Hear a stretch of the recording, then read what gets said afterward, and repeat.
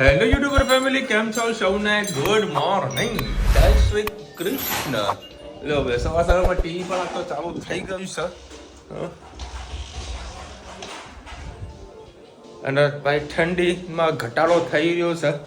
કાલે વળી આખી રાત હવે પંખો ચાલુ કરીને ઊંઘ્યા છે. આટલું બધું ના હોય. અરે સલાડ હોય ને તો એટલી મજા આવે ને. આ ધનુ કેમ ડીશ લઈને બેઠી તું? બરાબર દાળ ભાત ખાવા છે. રોજ નહીં ખાતી મોળા દાળ ભાત, આજે દાળ ભાત ખાવા. હે આજ નહીં રાખ્યા એટલે દાળ ભાત ખાવા. હે દાળ ભાત ના બનાવ્યા તા માટે. લે હવે શું કરીશ? બોલો. ના આટલું બધું નથી આપણે જે રીતનું ભરે ભરો. મસ્ત સલાડ ને સલાડ વગર યાર સલાડ હોય તો બહુ મજા આવે જમવાની. ભાઈ ખાલી એક ચમચો મૂકી દેજે. કાકડી બધું મસ્ત સમારી દે. ચકાચક કાકડી છે, ડુંગળી નહીં ખાલી. હશે આજે નહીં ડુંગળી, કોબી છે. થોડી ડુંગળી મૂકી દે. હા હા મજા મોજ.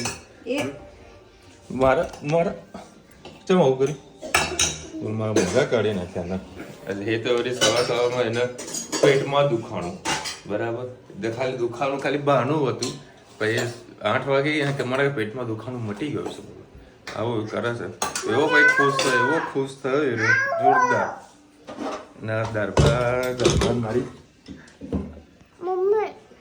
એ આ શું બનાવ્યું બપોરે? દાળ ઢોકળી. હા જો છે સરસ વ્યવસ્થા કરી મૂકી દીધી છે દાળ ઢોકળીની. મમ્મીને દાળ ઢોકળી એટલી ભાવે કે 365 દાડા દાળ ઢોકળી ખવડાવે તો ખાયા કરે રે. ચલો ભાઈ ટિફિન પેક થઈ ગયું મસ્ત. હવે નીકળીએ, થોડું ડ્રાયફ્રૂટ ખાઈને નીકળીએ. જય શ્રી કૃષ્ણ સૌને મારા સવારના રસોડામાં આપનું સ્વાગત છે. આજે થોડી ગવાર પડી હતી તો ગવાર ઢોકળી કરી વિશાલને ડુંગળી બટાકાની સબ્જી કરી આપી અને દાળને ભાત આપ્યા અને અમે ગવારને ઢોકળી કરીશું. અમને 3 જણાને ખૂબ જ ભાવે. મને રુચિતાને અને પપ્પાને ગવાર ઢોકળી બહુ ભાવે. એટલે થોડી ખાંસી શરદી થઈ તો ગરમ ગવાર ઢોકળી ખાય તો ખાવાની મજા આવે. તો અમે ગવારનો લોટ ઢોકળીનો લોટ કેવી રીતે બાંધીએ તમારી સાથે શેર કરું. અને અંદર થોડીક લીલી મેથી નાખી, અજમો નાખ્યો છે, સેજ ધાણા જીરું, હળદર, લાલ મરચું, થોડી હિંગ, મીઠું સ્વાદ અનુસાર, 1 ચમચી જેટલું તેલ નાખીએ. સરસ બધું આપણે મિક્સ કરી લઈએ અને ના નરમ ના કઠણ એ રીતે આપણે રોટલી જેવો લોટ બાંધી દઈએ. આપણે આ રીતે લોટ બાંધી દીધો છે. ના નરમ ના કઠણ એ રીતે લોટ બાંધી દીધો છે. હવે રોટલી વાળી અને ઢોકળી આપણે બધી પાડી દઈશું. આની અંદર ખાંડ મેં તમને બતાવી નથી. મેં પાછળથી થોડી ખાંડ પણ આમાં લોટમાં નાખી. તમને ના ગમતી તમે અવોઇડ કરી શકો છો. સવારે વિશાલની દાળ વઘારી હતી એના અંદર આપણે દાળ ઢોકળી કરી દઈએ. મેં ગરમ ઉકળતી જતી એટલે એમાં ગવાર નાખી દઈએ. થોડી સોફ્ટ થઈ ગઈ છે. થોડુંક એના અંદર આપણે પાણી નાખીશું.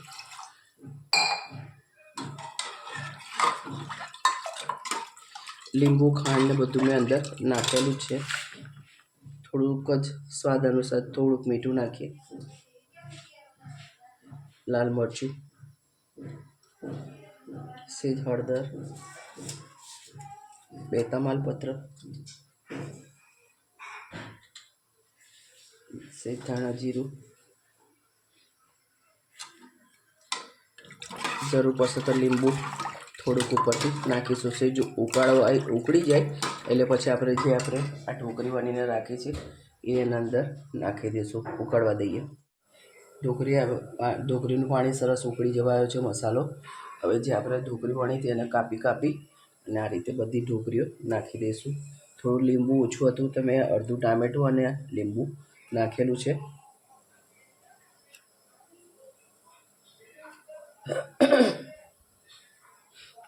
બસ આ રીતે આપણે બધી ઢોકળીઓ નાખી દઈશું. થોડુંક તેલ નાખી અને 2-3 સીટી મારી દઈશું એટલે સાથે સાથે ગવાર પણ ચડી જાય અને ઢોકળી પણ ચડી જાય. ઢોકળી આપણી મસ્ત ચડી ગઈ છે. હવે એના અંદર આપણે વઘાર કરીએ. રહી નાખી દીધી છે. તો અચાર મસાલો, કઢી પત્તા ને હિંગ સરસ ઉપર વઘાર નાખી દઈએ.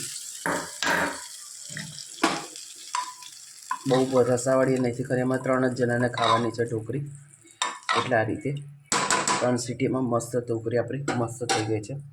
ઉપરથી થોડાક ધાણા નાખી દઈશું. પહેલાં પણ દાળમાં પણ મેં ધાણા નાખ્યા હતા. અત્યારે ખૂબ સસ્તા અને સારા મળે છે, તો ચોક્કસથી ખાવા જોઈએ.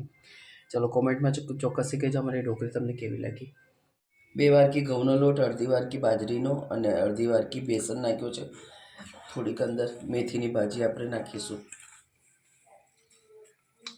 સવારનો થોડો ભાત પડ્યો છે તે નાખી દઈએ. આજે ધનુને ખાવતા મગ પણ પડ્યા છે. આદાના મગ નાખી મગે પડે છે નાખી દઈએ. આના અંદર વલિયારી, તલ, અજમો, ખાંડ, લસણ, લીલા મરચાં બધું વાટી કાઢ્યું છે.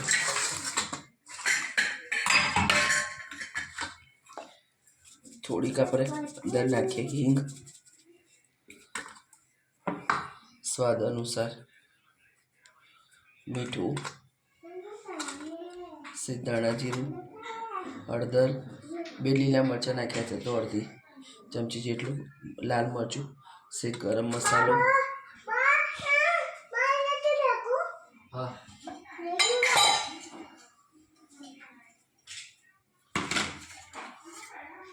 2 પરી જેવું આપણે તેલ નાખીએ.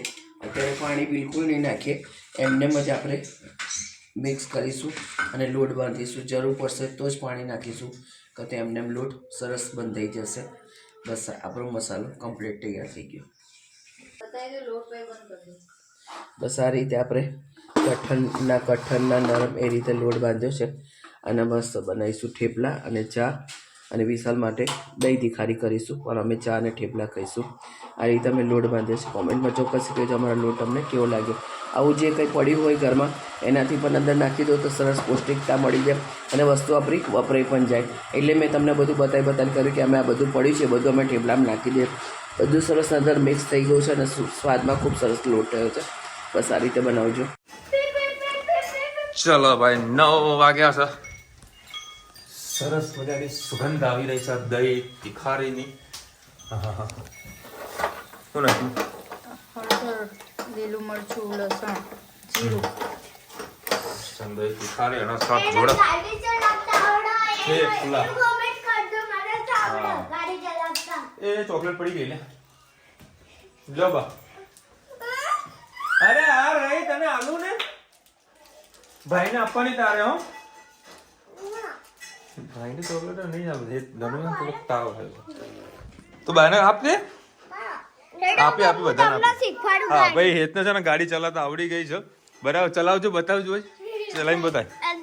ના બતાવો. મને ક્યારનો મારું લોહી પી ગયો હોય કે પાપા મને ગાડી આવડી ગઈ. બોલ બતાવ ને. ક્યારનો એક્સિલેટર મને કે વિશાલ પપ્પા તમને રિવર્સ પાડ્યો, છઠ્ઠો ગેર પાડ્યો ને. બોલો છઠ્ઠા ગેરમાં મળ્યો છે. તીખારી બધું આવડે છે. હા તો આપણે ચલાવવા હાલતા નથી.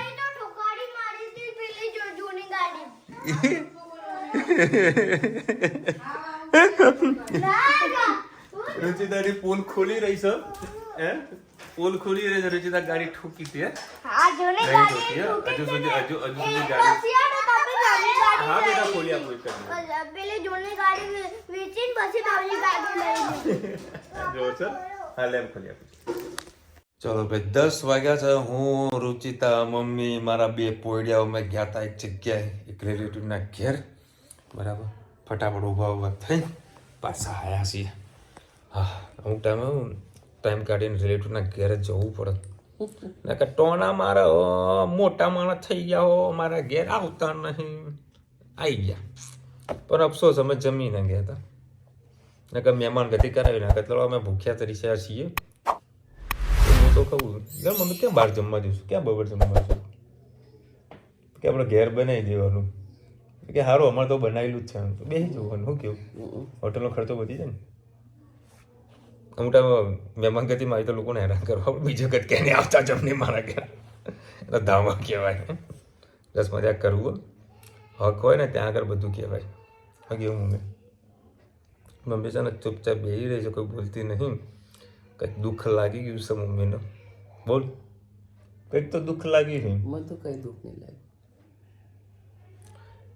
જયશ્રીબેન લખી રહ્યા છે મુંબઈમાં 40 રૂપિયાના 200 ગ્રામ મળે છે.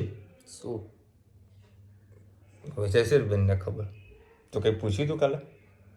શું મળે છે? વટાણા? તો પૂછ્યું વ્લોગમાં કે અહીંયા આટલું આટલું છે નામ છે એનું કંઈક પૂછ્યું હતું તમે અચ્છા, જયશ્રીબેન? વટાણાનો જ ભાવ હશે.